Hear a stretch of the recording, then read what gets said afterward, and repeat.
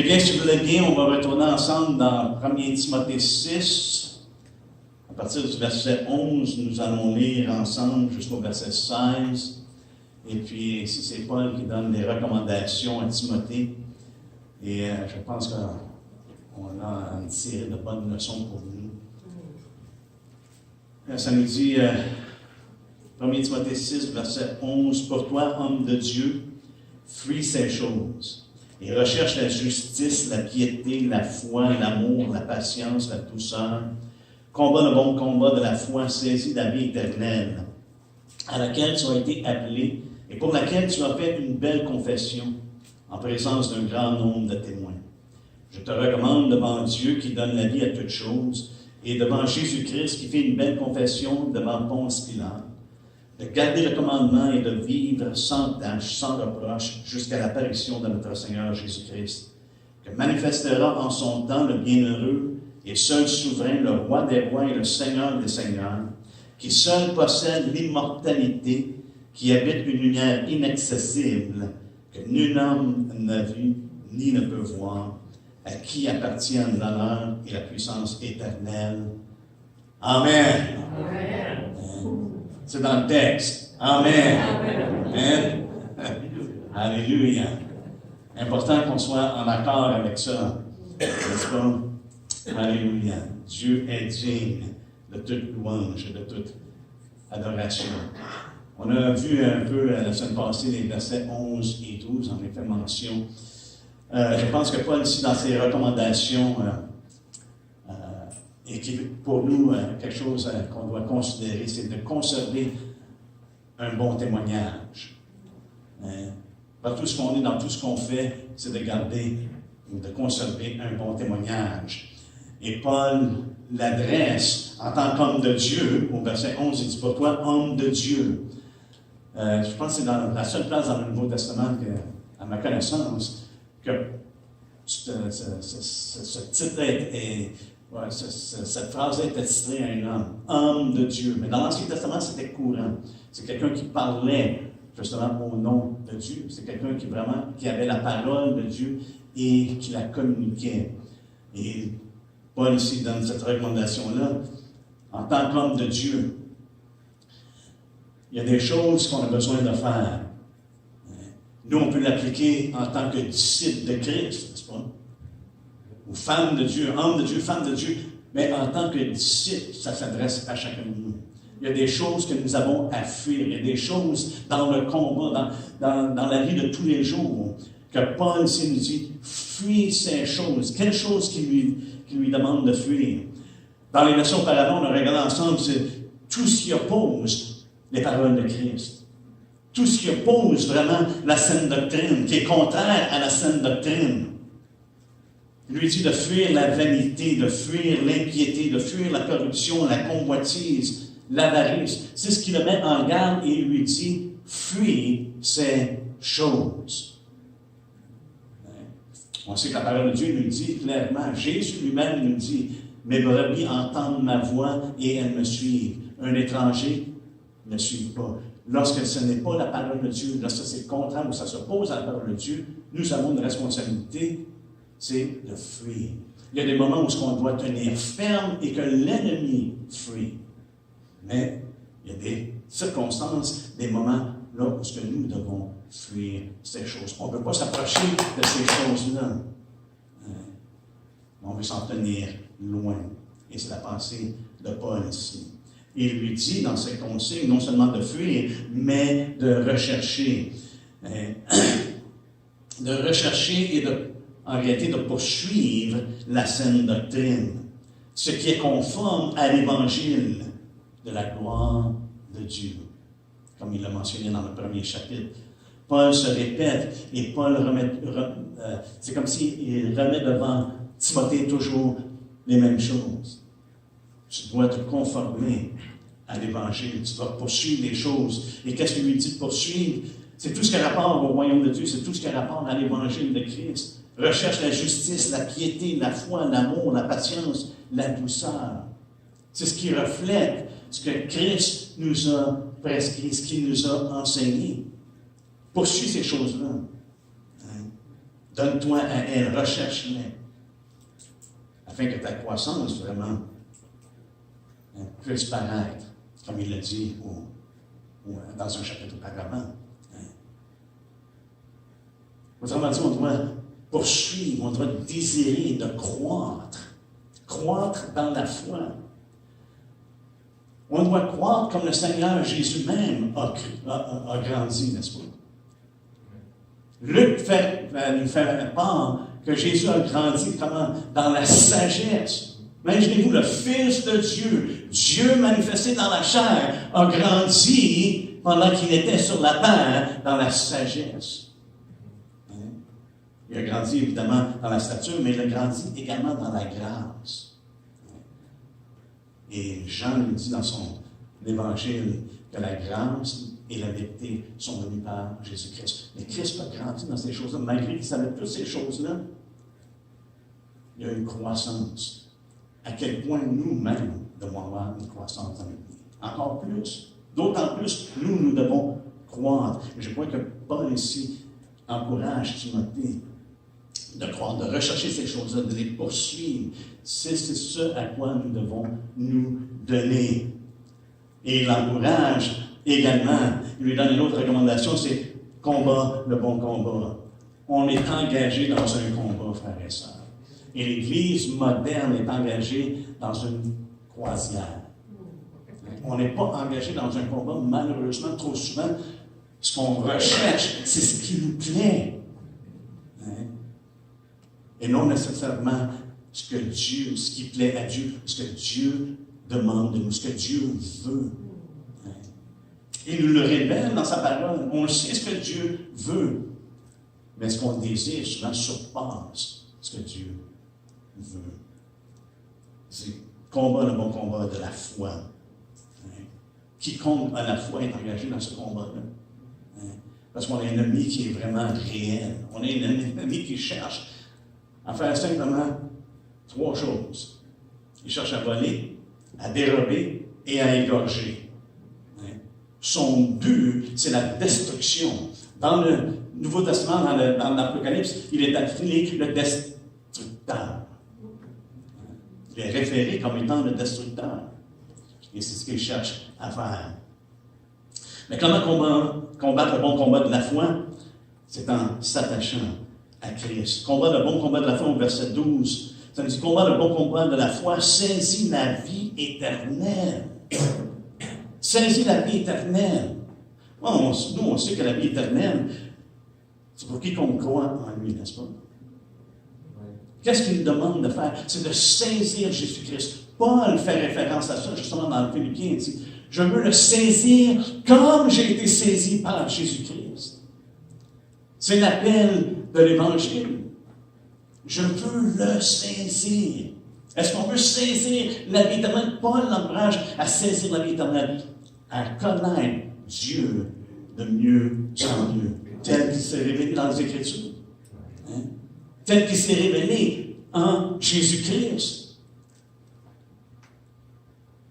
Jésus a dit dans Jean 17:3, il dit, or la vie éternelle, c'est qu'ils te connaissent, toi, le seul vrai Dieu, et celui que tu as envoyé, Jésus-Christ. C'est ça la vie éternelle. C'est quoi? C'est d'avoir une connaissance cérébrale? Non. C'est d'avoir une connaissance d'une relation avec Dieu. C'est ça la vie éternelle. C'est de le saisir comme il nous a saisis. C'est l'appel de l'Évangile. Allez avec moi dans Romains 10. On voit ici clairement l'appel de l'Évangile dans Romains 10. On connaît très bien le passage. Et parfois, c'est bon de s'approprier, de lire le passage afin de s'approprier vraiment tous les bénéfices que ça mentionne. Et saisir la vie éternelle, je crois, c'est de s'approprier justement de ces bénéfices-là, c'est de s'approprier de Christ et de ce qu'il nous a révélé. Donc, c'est l'appel. Je vais juste lire, avant de lire dans Romains 10, au verset 12, ça dit, non seulement combat, le bon combat de la foi, saisis la vie éternelle à laquelle tu as été appelé et pour laquelle tu as fait une belle confession en présence d'un grand nombre de témoins. Et on voit ici cet appel-là dans Romains 10 et cette confession-là, cette belle confession. À partir du verset 9, ça nous dit, si tu confesses de ta bouche le Seigneur Jésus et si tu crois dans ton cœur que Dieu l'a ressuscité des morts, tu seras sauvé. Quelle promesse! Alléluia!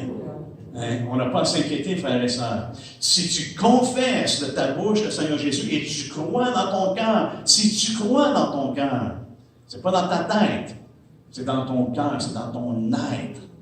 Lorsque les yeux du cœur sont ouverts, on est capable de confesser Jésus-Christ, hein, de croire que Dieu l'a ressuscité des morts. Tu seras sauvé, car c'est en croyant du cœur qu'on parvient à la justice. Et c'est en confessant de la bouche qu'on parvient au salut, selon ce que dit l'Écriture. Quiconque croit en lui ne sera point confus. Et il n'y a aucune différence, en effet, entre le juif et le grec, puisqu'ils ont tous un même Seigneur, qui est riche pour tous ceux qui l'invoquent, car quiconque invoquera le nom du Seigneur sera sauvé. Comment donc invoqueront-ils celui en qui ils n'ont pas cru? Et comment croiront-ils en celui dont ils n'ont pas entendu parler? Et comment en entendront-ils parler s'il n'y a personne qui prêche? Et comment y aura-t-il des prédicateurs s'ils ne sont pas envoyés? Selon qu'il est écrit qu'ils sont beaux les pieds de ceux qui annoncent la paix, de ceux qui annoncent de bonnes nouvelles. Et Paul encourage Timothée parce qu'il a fait une belle confession. Il dit, t'es appelé à la vie éternelle. La vie éternelle que nous avons en Jésus-Christ. Ceux qui croient en lui, ceux qui confessent son nom. Et maintenant, ça nous amène à quoi? À confesser Jésus-Christ, afin que les hommes soient sauvés, parviennent au salut. Et ce qu'on annonce, frères et sœurs, c'est une bonne nouvelle. Quelle est cette bonne nouvelle-là qu'on annonce? Frères et sœurs, c'est l'accomplissement de ce que Dieu a promis. Ce que Dieu a promis. Ce qu'il a promis à Abraham. Qu'est-ce qu'il a promis à Abraham? Il dit, en toi, toutes les nations seront bénies. Est-ce qu'il dit? Toutes les nations seront bénies.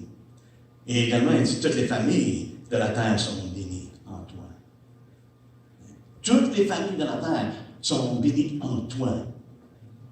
Comment? En marchant sur les traces d'Abraham, en ayant la foi en Jésus-Christ. Il l'a accompli dans Galates. Ça nous parle justement comment est-ce qu'il l'a accompli dans Galates 3. On pourrait prendre le temps d'aller voir. Il l'a accompli. Et ça, Jésus fait référence à ça lorsqu'il parle à ses disciples. Dans Matthieu, il dit, allez par tout le monde, et prêchez la parole. N'est-ce pas? Tout le monde. Dans Marc, ça nous dit, allez et prêchez à toute la création. Un parle comme des nations, tout le monde, tout le monde, toutes les nations sont impliquées. Après ça, toute la création, ça devient plus particulier, plus personnel. Toute la création. Nous sommes en Christ, quoi? De nouvelles créations. On doit aller prêcher et annoncer cette bonne nouvelle, rendre un bon témoignage, parce que nous avons été appelés à la vie éternelle. Et maintenant, on fait une belle confession devant les hommes. Et Paul ici lui rappelle quelque chose, je crois, qui est important et qu'on va voir. Nous vivons et nous combattons, nous luttons avec une attente céleste et une optique éternelle. Frère, nos vies doivent être marquées par ça. Nos vies doivent être marquées par le fait qu'on attend. Notre attente est céleste. On ne vit pas pour ce monde, on ne vit pas pour les choses de ce monde. Mais on a une attente qui est céleste. Parce qu'on sait que notre Sauveur va descendre des cieux. Et nous allons aller le rejoindre. Alléluia. Quelle espérance, quelle attente que nous avons. Mais notre optique est éternelle. Et si c'est temporaire, les choses passent. Mais lorsqu'on s'en va, lorsque Dieu a préparé pour nous, c'est éternel. Mais on a les bénéfices de la vie éternelle maintenant en étant en relation avec Dieu. Donc, Paul donne des recommandations afin que Timothée ait un bon témoignage, soit en fuyant, en recherchant, en combattant. Mais également,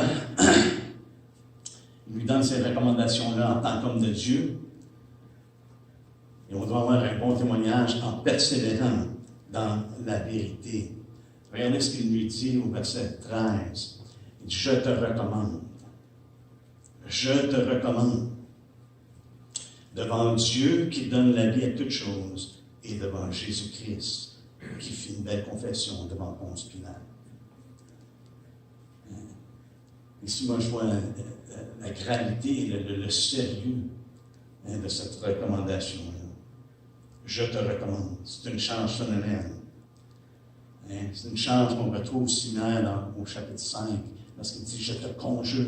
Il dit « Conjure devant Dieu, devant Jésus-Christ, devant les anges génus ». Ici, il a fait appel à 2 témoins. En présence de 2 témoins de Timothée, je veux que tu écoutes. Parce que là, je te parle, et puis, c'est devant Dieu qui donne la vie, et devant Jésus-Christ qui a fait une belle confession. Je ne sais pas ce que ça veut. Comment ça vient nous chercher, mais pour moi, ça vient nous chercher qui fait appel à Dieu, qui donne la vie à toutes choses, le créateur, l'auteur de la vie. Tu n'as pas besoin de regarder nulle part d'autre. Il est le créateur. C'est lui qui donne la vie à toutes choses. Dans Néhémie 9:6, Néhémie dit, c'est toi, éternel, toi seul qui as fait les cieux, et qui donne la vie à toutes choses. C'est toi. Pourquoi? Parce que tu es le créateur, tu donnes la vie. Tout ce qui a vie, frères et sœurs, parce que c'est Dieu qui l'a donné. Paul appelle Dieu comme témoin de la recommandation qu'il lui donne. Voici une recommandation de persévérer dans la vérité. À travers les Écritures, et ce matin on l'a chanté, comme de reprise, le Dieu tout-puissant, n'est-ce pas? Le Dieu suprême, le Très-Haut, on voit ça dans Daniel, lorsque Nabuchodonosor a réalisé, oh, il y a un Dieu suprême, le Dieu qui est très haut. Il l'a réalisé dans sa vie. Mais peut-être qu'il encourage Timothée, parce que qui sait si une personne qui fait une belle confession, combien de temps ça va durer? Parce qu'elle peut avoir la mort, peut-être présent. Mais Timothée, souviens-toi, c'est Dieu qui donne la vie. On n'a pas à craindre la mort. Et par contre, souvent, c'est notre combat, n'est-ce pas? C'est le dernier ennemi. C'est notre combat dans la vie. On ne doit pas craindre la mort. Et il lui dit devant Jésus-Christ, le témoin fidèle qui a fait une belle confession devant Ponce Pilate. Et quelle confession que Jésus a fait devant Ponce Pilate? On peut se demander la question, n'est-ce pas? Quelle est la confession que Christ a fait? Lorsqu'on regarde les évangiles, que ce soit Matthieu, que ce soit Marc, que ce soit Luc, la confession qu'il a faite, c'est qu'il est roi. Parce que Pilate lui a demandé, est-ce que tu es le roi des Juifs? Il dit, tu le dis. Il a dit ouvertement, tu le dis. À une place, il dit, est-ce que ça vient de toi? Pilate dit, est-ce que je suis juif? Mais Christ a confessé devant Pilate qu'il était roi. Alors, ensemble dans Jean, je pense que c'est là la plus longue discussion qu'on voit dans Jean 18 concernant cette confession-là de Jésus-Christ devant Ponce Pilate. Au chapitre 18, on pourrait commencer à lire au verset 33, il dit, Pilate rentra dans le prétoire, appela Jésus et lui dit, es-tu le roi des Juifs? Jésus répondit, est-ce de toi-même que tu dis cela, ou d'autres te l'ont-ils dit de moi? Pilate répondit, moi, je suis juif. Ta nation et les principaux sacrificateurs t'ont livré à moi. Qu'as-tu fait? Mon royaume n'est pas de ce monde, répondit Jésus. Si mon royaume était de ce monde, mes serviteurs auraient combattu pour moi, afin que je ne sois pas livré aux Juifs. Mais maintenant, mon royaume n'est point d'ici-bas. Pilate lui dit, tu es donc roi? Jésus répondit, tu l'as dit, je suis roi. Hein? C'est pas même plus clair que ça. Il dit, je suis né et je suis venu dans le monde pour rendre témoignage à la vérité. Quiconque est de la vérité, écoute ma voix. Hein? Jésus est la vérité. Il est venu rendre témoignage à la vérité. Et c'est le témoignage qu'il a rendu, c'est la belle confession qu'il a faite. Il n'y a pas de vérité en dehors de Christ. Il est le roi. Et Paul, si on met une enfance, non seulement il est le roi, il est le roi des rois, le Seigneur des seigneurs. Il est au-dessus de tous. Hein? Et même, ça va un petit peu plus loin, parce que Jésus a continué de rendre témoignage. Il a continué de rendre témoignage de la réalité de la souveraineté de Dieu au-dessus de Pilate. Au chapitre 19, justement, à partir du verset 9, parce que là, les Juifs avaient dit qu'ils ne pouvaient pas mettre Jésus à mort parce que la loi, ils ne pouvaient pas le mettre à mort et il avait commis un crime à leurs yeux parce qu'il s'est fait fils de Dieu. Au verset 8, ça nous dit, quand Pilate entendit cette parole, sa frayeur augmenta. Il rentra dans le prétoire et il dit à Jésus, d'où es-tu? Mais Jésus ne lui donna point de réponse. Pilate lui dit, est-ce à moi que tu ne parles pas? Ne sais-tu pas que j'ai le pouvoir de te crucifier? Et que j'ai le pouvoir de te relâcher? Jésus répondit, et voilà une autre belle confession que Jésus fait devant Pilate. Ce qu'il affirme, tu n'aurais sur moi aucun pouvoir. S'il ne t'avait été donné d'en haut. C'est pourquoi celui qui me livre à toi comme un plus grand péché. Et après ça, Pilate a cherché à le relâcher. Parce qu'il a fait réaliser à Pilate que le pouvoir de toi ne s'abdique pas de toi. Dieu est au-dessus de tout ça. Il est souverain. Il élève un, il abaisse l'autre. C'est la confession que Dieu est sur le trône et il règne dans les cieux et sur la terre. Et quelle est la charge que Paul donne à Timothée? On retourne dans 1er Timothée. Quelle est la charge qu'il donne à Timothée? Il dit, je te recommande. Il recommande. C'est une charge qu'il lui donne. Et il le fait avec vraiment gravité. Il appelle Dieu et Jésus-Christ comme étant témoin de ce qu'il va lui dire. Hein?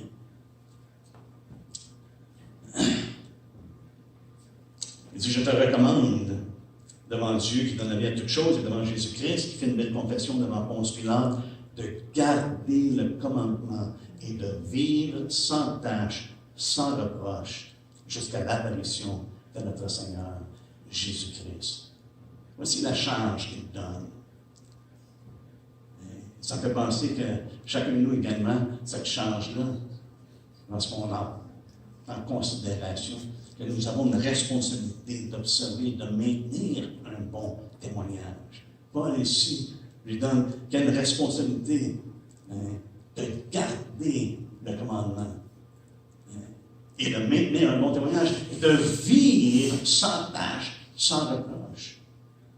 Alors c'est intéressant parce que dans la Louis II, la façon dont c'est écrit, il y a un mot qui manque, puis il y en a un autre qui est ajouté, une couple d'autres sont ajoutés. Hein? On pourrait aller dans le grec, plus littéralement, ça dit que tu gardes le commandement. Hein? Toi, garde le commandement. On pourrait lire de cette façon dans le grec. Mais le tu n'a pas été traduit dans la seconde, mais afin de vivre, hein, et de vivre n'est pas dans le grec. Mais c'est la façon dont ta phrase est construite, c'est ce que ça m'implique. Pourquoi ils ont choisi de ne pas mettre le tu et de mettre vivre, de vivre? C'est probablement clarifier ce que le grec dit. Dans certaines versions, soit la Starman, la Martin, ils ne l'ont pas mis, mais dans d'autres versions, ils ont mis tu, que tu gardes, pour faire référence que le sans tâche et sans reproche est rattaché à Timothée lui-même. Donc, il y a d'autres versions, que ce soit en anglais ou en français, qui donnent cet aspect-là. Et la plupart des commentateurs sont d'accord que ça se rattache à Timothée plutôt qu'au commandement. Regardez le commandement sans tâche, sans reproche. Ça pourrait se rattacher à ça. Pour ma part, moi, garde la saine doctrine. Garde le commandement sans tâche, sans reproche. Mais en même temps, je pense que ça s'adresse à Timothée. Timothée vit sans tâche, sans reproche. Pourquoi? Parce que la parole de Dieu constamment nous exhorte de vivre de cette manière-là. C'est constant à travers les Écritures. Et Paul fait référence à ces choses-là continuellement. Hein? Mais qu'est-ce que c'est le commandement dont il parle? Hein? Lisez-vous des fois des choses et vous dites, OK, le commandement. Il y en a plusieurs commandements dans les Écritures. Lequel fait-il référence? À quel commandement fait-il référence? Est-ce qu'il fait référence au commandement de combattre le bon combat de la foi? Possiblement. Ou est-ce que c'est à l'ensemble de la charge qui communique à travers cette épître-là à Timothée? Je dirais fort probablement. Que ça implique ça. Est-ce que c'est par rapport au message de l'Évangile? L'Évangile qui a été confié maintenant de le propager, cette bonne nouvelle-là? Fort probablement. Ça inclut ça. Le commandement fait référence à un ordre. L'ordre qu'on a reçu. Qu'est-ce qu'on a reçu de la part de Dieu? Et également, ça fait rapport à ce qui est prescrit. Bon, mais Jésus nous a prescrit des choses. Tu vois? Il nous a dit d'aller les enseigner. De faire des disciples de toutes les nations, aller enseigner tout ce que je vous ai prescrit. Et le terme qui est utilisé justement dans Matthieu 28-20 est associé avec le terme qu'il utilise ici comme pour commandement. Et qui veut dire aller et enseignant tout ce que je vous ai prescrit, tout ce que je vous ai commandé de faire. Tout ce que je vous ai ordonné. Mais souvent dans les Écritures, on retrouve que la loi et le commandement sont référés au singulier, mais que l'implication est au pluriel. Quand il parle de la loi, on sait qu'il ne parle pas de loi en particulier, on parle de la loi, on parle de l'ensemble. Lorsqu'il parle du commandement, souvent c'est référé, le commandement est bon, juste. Hein? Mais il ne parle pas juste d'un commandement, c'est en référence de tous les commandements. Et si je pense que Paul, ce qu'il veut communiquer à Timothée, c'est ce que Christ a prescrit, c'est les saintes paroles, le commandement. Et qu'est-ce que Christ nous a prescrit? Il y a plusieurs choses, n'est-ce pas? Lorsque Jésus a été demandé, c'est quoi le plus grand commandement? Qu'est-ce qu'il dit? C'est d'aimer Dieu. N'est-ce pas? Et le second est dans la même lignée d'aimer ton prochain comme toi-même. Et ça, sur ces deux commandements-là, toute la loi, tout le reste des commandements, c'est balancé là-dessus. Allez, je peux juste vous le lire dans 1er Jean. Et je pense à travers ce que Paul a écrit à Timothée, je pense qu'on pourrait référer que c'est qui parle justement de l'amour, de cet amour d'aimer Dieu.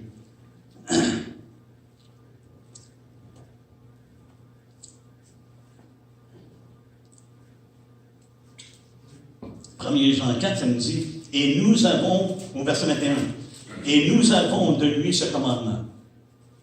Là, c'est pas mal clair, n'est-ce pas? Que Jésus va. Jean nous dit, on a un commandement, à laquelle tout ce qui y fait référence de ce que Dieu nous prescrit, de ce que Dieu nous ordonne. Hein, on le retrouve au sein de ce qu'il va nous dire. Et nous avons donné ce commandement que celui qui aime Dieu aime aussi son frère. Hein, parce que comment tu peux dire j'aime Dieu et que tu n'aimes pas ton frère? Comment tu peux dire que tu aimes celui que tu ne vois pas et que tu n'aimes pas celui que tu vois? Hein?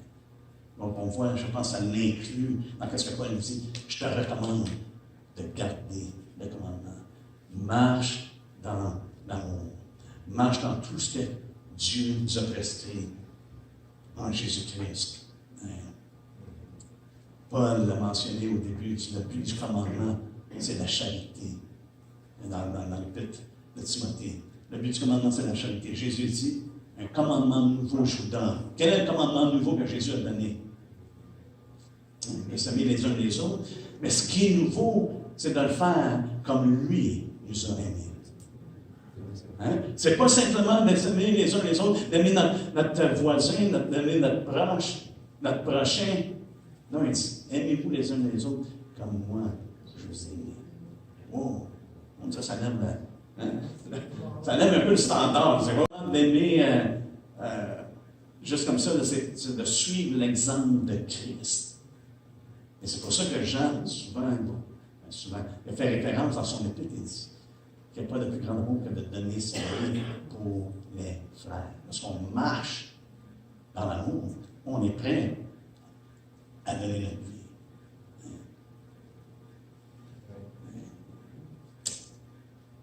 C'est pas toujours facile à vivre, n'est-ce pas?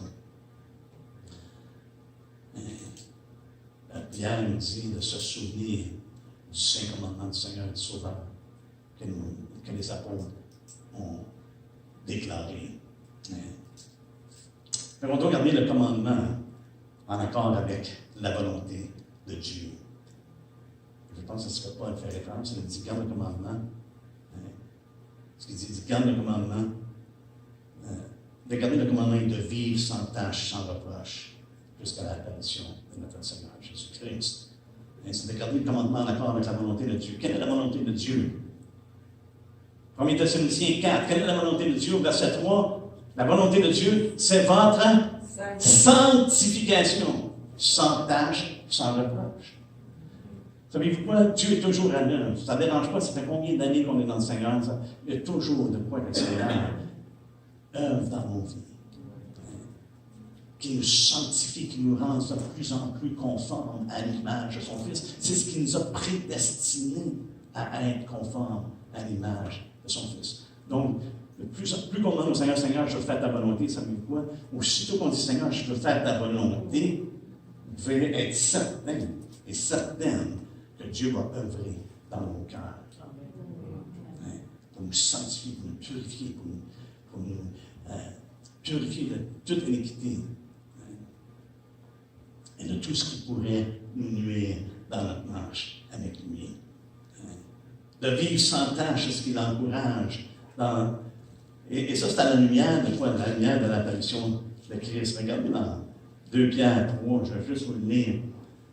2 Pierre 3, au verset 14, dit, c'est pourquoi, bien-aimés, en attendant ces choses, parce que Pierre a révélé concernant la venue du Seigneur, l'avènement du Seigneur. C'est pourquoi, bien-aimés, en attendant ces choses, appliquez-vous à être trouvés par lui, comment? Sans tâche et irréprochable dans la paix. Et c'est continuellement, les Écritures nous encouragent d'être sans tâche, d'être trouvés par lui sans tâche, irréprochable, non souillé, sans tâche, sans reproche, non répréhensible. Rien qui peut venir obstruer notre relation avec Dieu. Dans Philippiens 2, au verset 15, on va lire verset 14, ça nous dit, faites toutes choses sans murmure ni hésitation, afin que vous soyez irréprochables et purs, des enfants de Dieu irréprochables au milieu d'une génération perverse et corrompue, parmi lesquels vous brillez comme des flambeaux dans le monde. Nous portons la parole de vie. On voit ça toujours associé. On doit, oui, garder les commandements, marcher dans la vérité de l'Évangile, mais selon la volonté de Dieu, qui purifie nos vies, purifie nos cœurs. Et on doit être patient. On doit garder les commandements et on doit le faire avec patience. Parce que c'est jusqu'à l'apparition de notre Seigneur Jésus. Ce n'est pas un engagement à court terme, n'est-ce pas? Aujourd'hui, je suis excité, je vais garder la parole de Dieu, je vais garder le commandement, je vais garder ce qu'il nous a prescrit. Mais c'est à long terme. On regarde, notre attente, elle est céleste, et notre optique est éternelle. On ne vit pas pour ce monde, on ne vit pas pour le temps dans lequel nous sommes. Nous vivons pour qu'est-ce qui est à venir. Dans Jean dit, soyez donc patients, frères, jusqu'à l'avènement du Seigneur. En tant que chrétien, en tant que disciple de Christ, c'est ce qui doit nous motiver, frères et sœurs. C'est notre attente. On sait que le Seigneur revient bientôt. Et de la façon que Paul le dit, frères et sœurs, pour moi, ça vient vraiment nous donner la certitude. La certitude du croyant, c'est une parole certaine. C'est jusqu'à l'apparition de notre Seigneur Jésus-Christ. C'est pas quelque chose, j'espère que ça va arriver. C'est pas une bienheureuse espérance dans le sens, oh my. Non, c'est une bienheureuse espérance parce que la certitude que Christ revient, et comme il l'a dit lui-même, il revient bientôt. On attend du ciel notre Sauveur, parce qu'il va descendre du ciel. Paul prie dans 1 Thessaloniciens concernant l'âme, l'esprit, le corps. Dans 1 Thessaloniciens 5, mais il mentionne quelque chose qui est intéressant. Ce qu'il demande dans sa prière. Il dit que le Dieu, au verset 23, chapitre 5 du 1 Thessaloniciens, au verset 23, excusez. Ça dit que le Dieu de paix vous sanctifie lui-même tout entier et que tout votre être, l'esprit, l'âme et le corps soient conservés irréprochables lors de l'avènement de notre Seigneur Jésus-Christ. Celui qui vous a appelé fidèle, et c'est lui qui le fera. Lorsqu'on cherche la volonté de Dieu, il va accomplir sa volonté. Il va justement nous sanctifier. On doit être patient. On doit être patient. Une chose qui est certaine, c'est l'apparition. Ce qui est incertain, c'est le temps dans lequel il va venir. Jésus ne nous a jamais dit exactement quand il va venir. Mais il dit, lorsque vous allez voir ces choses-là, c'est comme le figuier, vous allez voir, OK, le temps approche. Et ce que ça devrait faire, ici, Paul encourage Timothée, garde les yeux sur l'avènement, garde les yeux sur l'apparition, parce que ça, c'est certain, malgré que le temps est incertain. Mais une chose que Paul ici assure Timothée, regardez ce qu'il dit au commencement du verset 15, que manifestera en son temps. Alléluia. Nous, on ne connaît pas le temps, c'est incertain pour nous. Mais on sait une chose, en son temps, il va apparaître. Alléluia. Il ne sera pas avant le temps, il ne sera pas après le temps. Il va être en son temps. Et ça ne veut pas nous a donné des témoignages que Dieu accomplit ces choses en son temps. En son temps. Lorsque les apôtres, lorsque Jésus est ressuscité des morts, il leur parlait, les apôtres ont dit, est-ce que ça va être dans ce temps-ci, là, tu vas restaurer le royaume, Israël, c'est pas nous autres de connaître le temps que Dieu a fixé par sa propre autorité. Mais Dieu a fixé un temps. Imaginez, il y a un temps fixé. Et Paul le dit aux Athéniens, il dit, il y a un temps fixé. Parce que Dieu va juger les hommes. Mais c'est en son temps. C'est pas dans notre temps, c'est en son temps. On peut avoir notre théorie, on peut avoir notre doctrine, mais ça va se faire exactement dans le temps de Dieu. C'est en son temps qu'il va manifester, qu'il va apparaître. Dans Tite 1:3, Paul nous dit que Dieu a manifesté sa parole en son temps. Et à maintes reprises, Ça nous dit que lorsque les temps étaient accomplis, qu'est-ce que fait Dieu? A envoyé son Fils et également, il a réuni toutes choses en Jésus-Christ. Mais c'est toujours lorsque les temps sont accomplis. C'est en son temps. Fait qu'on on peut être vraiment encouragé de dire, hey, on sait que ça ne se revenait pas en notre temps, mais ça va être en son temps. Et il l'a prouvé parce qu'il a fait bien les choses en son temps. Et il continue de faire bien les choses. On a la certitude de l'apparition, de l'avènement de Christ, malgré qu'il y a une incertitude en ce qui concerne notre temps, à part du fait qu'on sait son être en son temps. Alléluia. On veut conserver un bon témoignage, frères et sœurs, en considérant la grandeur de Dieu. Il y a une chose que j'ai remarquée dans ma vie personnelle, quand ça va mal, quand les choses, c'est de lever les yeux et de considérer qui est Dieu. Comment est-ce qu'il a agi dans le passé? Comment est-ce qu'il est intervenu? À quel point il est grand et qu'il n'y a rien d'impossible à Dieu. Et Paul ici, en Corinthiens, il dit que manifestera au verset 15, que manifestera en son temps le bienheureux, le Dieu béni éternellement, celui qui est avant tout, celui qui est là d'éternité en éternité, le Dieu béni éternellement. C'est ce que ça fait référence lorsqu'il dit le bienheureux, le seul souverain, celui qui est puissant, celui qui domine sur tout, qui a une autorité absolue. Comme j'ai mentionné, le Tout-Puissant est référé à maintes reprises dans les Écritures. Dans Job, simplement dans le livre de Job, c'est une trentaine de fois que Job et ses amis font référence au Tout-Puissant. Ils voyaient Dieu comme étant le Dieu souverain. Il est le Tout-Puissant. Il n'y a personne d'autre qui a une autorité au-dessus de lui. C'est lui. Et quelle source d'encouragement de savoir que notre Dieu est sur le trône. Comme il était dans le temps du déluge, il est assis sur le trône. Il n'y a rien qui lui échappe. Et puis il ne se pose pas la question, oh, qu'est-ce que je vais faire maintenant? Non. Il règne. Il est au-dessus de toutes choses. Même Marie, parce qu'elle s'est exprimée, ce que le Tout-Puissant a fait pour moi. Parce que dans l'Ancien Testament, jusqu'à temps que Jésus-Christ vienne, c'était souvent la référence concernant Dieu, le Tout-Puissant. Parce qu'on voyait s'accomplir la promesse que Dieu avait faite. Le Tout-Puissant, il a emmené au passé ce qu'il avait annoncé. Il l'a accompli.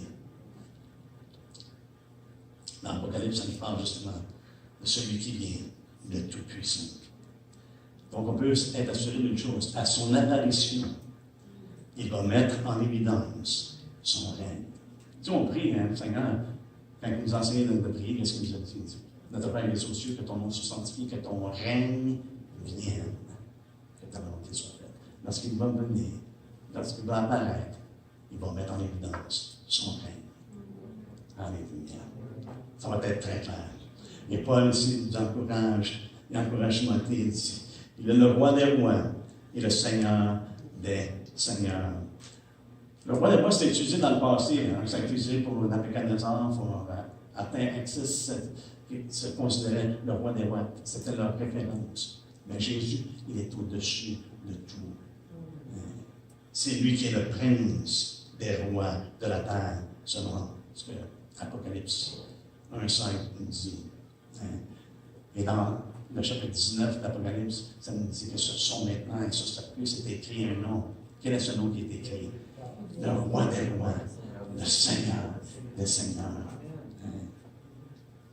Non seulement qu'il règne sur tous les rois, mais il est au-dessus de tous ceux qui dominent sur la terre.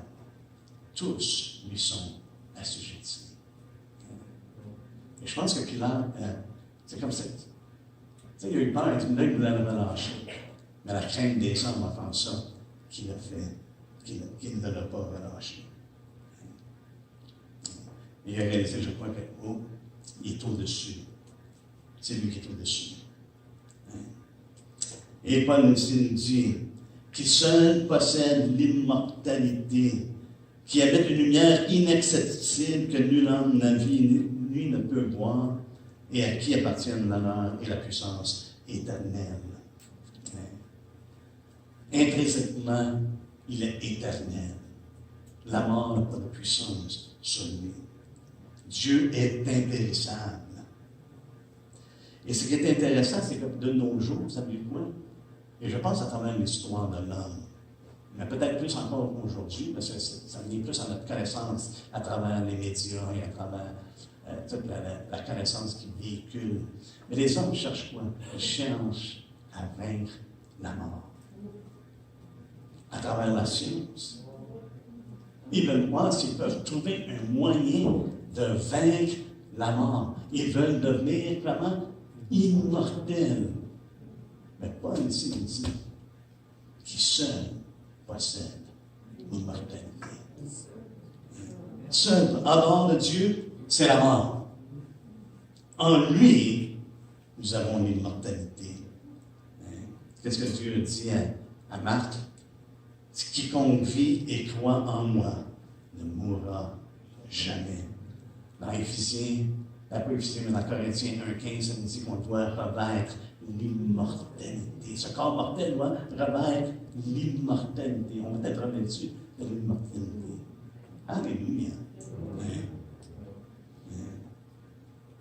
Nous allons avoir la vie éternelle. Et comme Jésus l'a dit, comme le Père a la vie en lui-même, il a aussi donné au Fils d'avoir la vie en lui-même.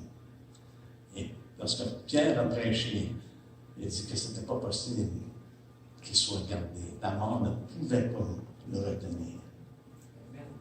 Parce qu'il est immortel. Alléluia. Et qu'il y avait une lumière inaccessible, inapprochable. La gloire de Dieu ne peut pas être pleinement vue par les hommes. Pas dans l'état dans lequel nous sommes. Elle n'a jamais été vue. Nul homme n'a vu Dieu tel qu'il est dans toute sa grandeur, dans toute sa splendeur. Paul a eu une petite expérience de voir les lumières qui resplendaient autour de lui. Il est tombé à terre. Après ça, il s'est levé, il ne voyait plus rien. Pendant 3 jours, ça l'a affecté. On regarde le soleil, et puis, on ne peut pas garder les yeux fixés sur le soleil. Nul homme n'a vu Dieu dans toute sa splendeur. Même Moïse n'a pas vu Dieu dans toute sa splendeur. Quand il dit, je veux voir ta gloire, il dit, là, je vais passer, et tu vas voir en arrière de moi. Et c'est ce que Dieu lui dit, il dit, tu ne peux pas voir ma face. Il n'y a jamais un homme. La parole de Dieu nous dit clairement, personne n'a jamais vu Dieu. Seul le Fils le fait connaître. Christ est venu et a révélé Dieu. Il est le reflet de sa gloire. En le regardant, on peut voir une bonne aperçu. On voit comment est-ce que Dieu est grand et merveilleux. Et ce Dieu-là, frères et sœurs, il est digne d'hommage. Paul dit à qui appartient l'honneur et la puissance éternelle. Amen. Il est digne de révérence. Et on doit reconnaître que sa domination est sans fin. La puissance éternelle. C'est lui qui domine. Donc, en terminant, je veux juste vous encourager les uns les autres en rapport avec les recommandations que Dieu, que Paul donne à Timothée plutôt. C'est que nous également, on doit conserver un bon témoignage. En tant qu'homme de Dieu, en tant que femme de Dieu, en tant que disciple de Christ, en persévérant dans la vérité, en persévérant dans l'Évangile et en considérant la grandeur de Dieu. Notre Dieu n'est pas trop petit, frères et sœurs, pour quoi que ce soit qu'on passe à travers. Et notre Dieu nous promet que jamais il va nous abandonner, jamais il va nous délaisser. Il nous promet qu'il est avec nous tous les jours, jusqu'à la fin du monde. Alléluia. Ça fait qu'il est encore ici. Hein? Il est encore avec nous. Amen. Alléluia. Est-ce qu'on peut se faire ensemble?